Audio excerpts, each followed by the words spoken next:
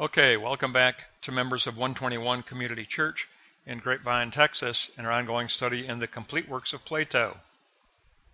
We're going to take a look at the Euthyphro, pages 5 to 27, and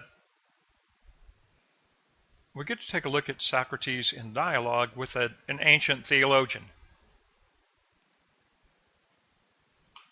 Socrates is in dialogue with an ancient theologian, but a theologian of ceremony and law. Let's go to block 1, Introduction, a dialectic on the idea of piety.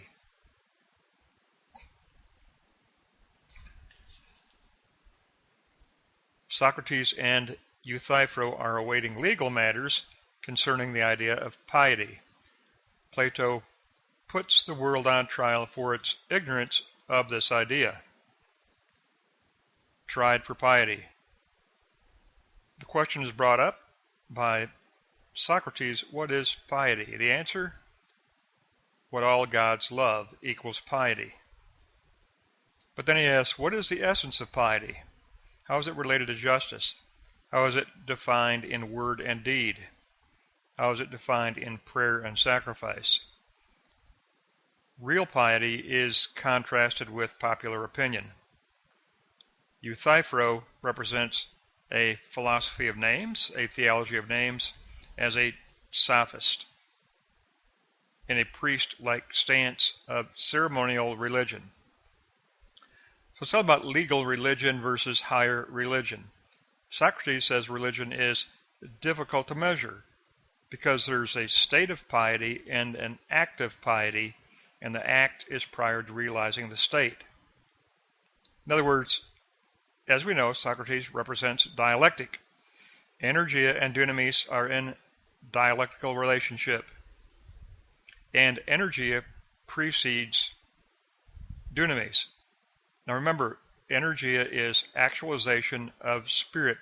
Dunamis is potentiality of spirit, or potentiality of piety.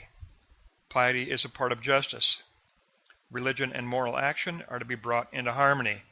Euthyphro wants to interject attentive ceremony, an exchange of giving and asking. So this dialectic will address the dialectic of piety. That is its intention. That is Plato's intention.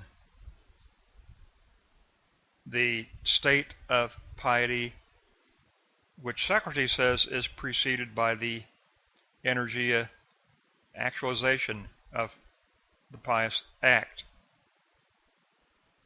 Act precedes state for Socrates. Let's go to block 2. Socrates opens the dialogue with a question about measuring virtue. Socrates represents dialectical spirituality. Euthyphro represents legalistic spirituality. Socrates, we must define the idea of piety in order to measure our actions as to what is just or unjust, as to what is good or evil. Euthyphro, piety means to do what I do, to pursue justice.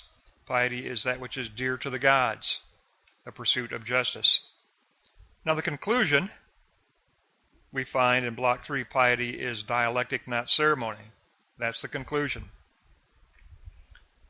Man loves that which is noble and just. Therefore, a state of piety implies a prior act of piety. Piety is reached because of the prior act of the love of God. That's a very good statement.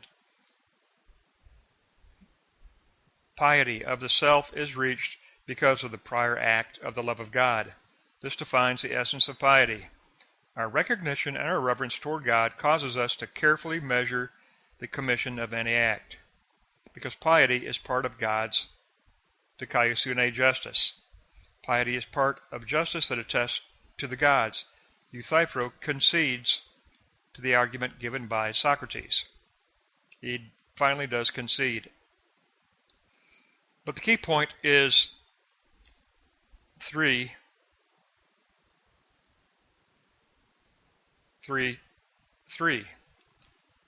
Human piety is reached because of the prior act of the love of God. Act precedes the stance. Act precedes the state. The divine act precedes the human state. The divine act precedes the human imprint on the soul. The divine act actually brings about the self-examination and imprinting of the soul. So in block 1, as a recap, we would want to go to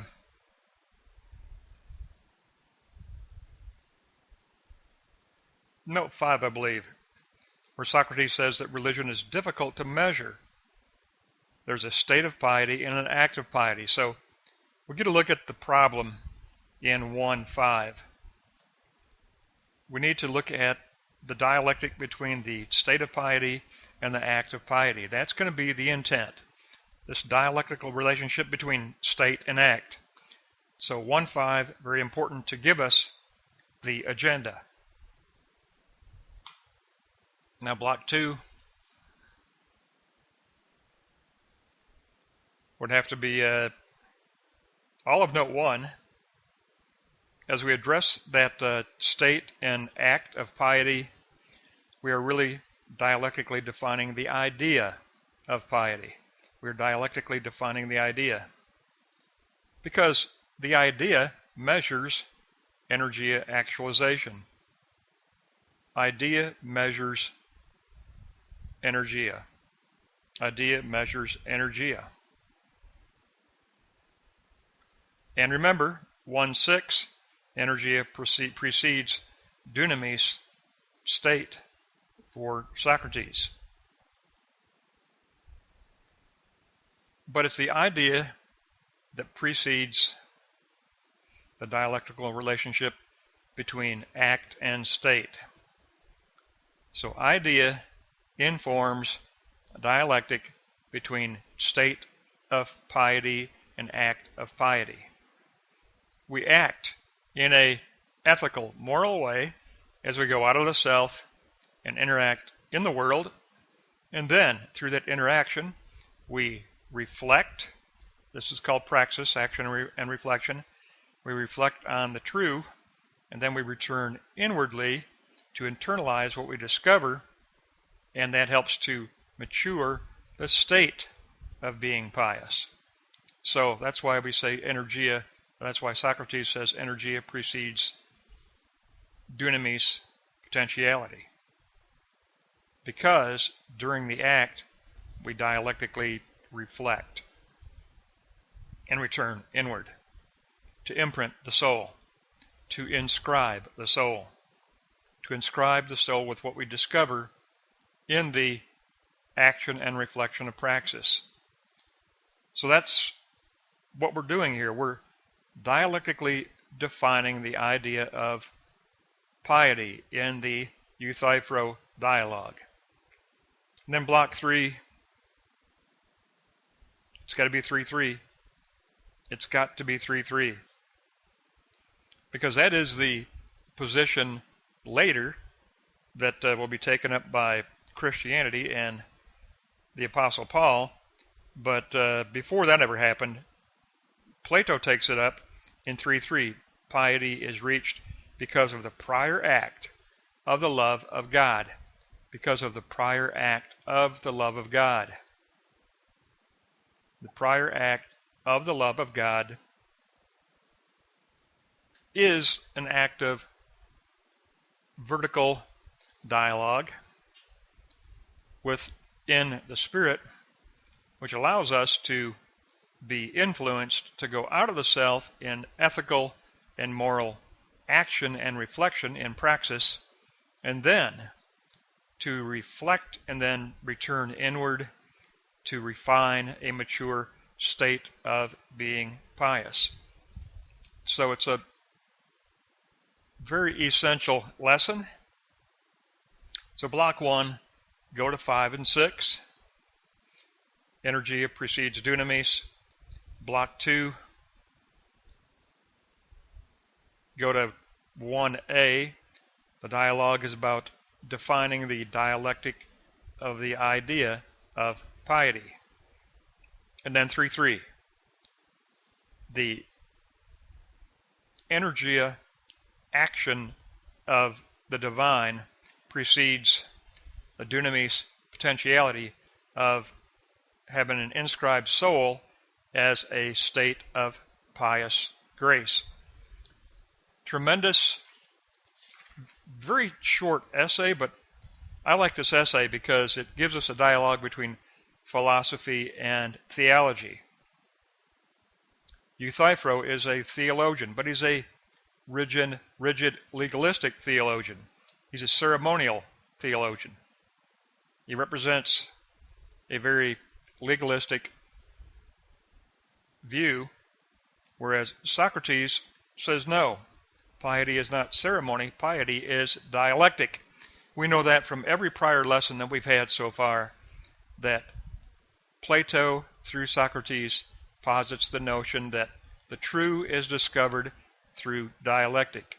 Piety is created as a state of being pious through dialectic. That's going to wrap up the beginning. We have one more very brief lesson on the Euthyphro. It's just going to be 22 through 27. It's just going to be some final comments. But we do want to do that, so we'll be looking at pages 22 to 27 in one more lesson on the Euthyphro, but this gives us the bulk of the teaching. We'll pick up next time on page 22.